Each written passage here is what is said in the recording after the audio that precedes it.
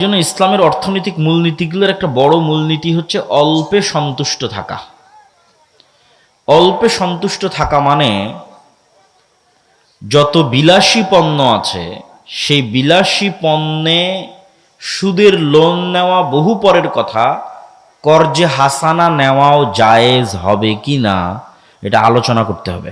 আবারও শুনেন আমার কথা।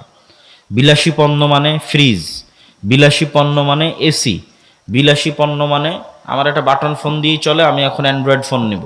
বিলাসী পণ্য মানে আমার টিনের ঘরেও থাকতে পারি, তাও ইট দিয়ে ঘর তৈরি করব। তথা এমন কিছু যা না হলে আমি মরে যাচ্ছে এরকম নয়। আমার ছেলে অ্যাক্সিডেন্ট করেছে, মেডিকেলে আছে, এখন আমার টাকার দরকার, সেটা ভিন্ন। আমার ছেলে মেয়েকে বিবাহ দিব অথবা বাইরে বিশ্ববিদ্যালয়ে পড়াতে পাঠাবো, টাকার প্রয়োজন, সেটা ভিন্ন। কিন্তু এমন কিছু যেটা না হলেও আমি বেঁচে থাকতে পারতেছি কিন্তু তারপরও চাচ্ছে করি, এইরকম কিছুর জন্য সুদের লোন বহু পরে কর্জে হাসানাও নেওয়া যাবে কি না, জায়েজ হবে কি না এটা আলোচনা করতে হবে। আমি জানি না যে এরকম কোনো কাজে কর্জে হাসানা নেওয়া জায়েজ হয় কিনা।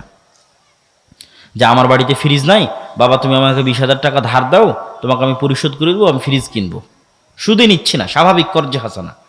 এই ফ্রিজ কর্জে হাসানায় কিনা যাবে, আর জায়েজ প্রমাণ করা কঠিন আছে।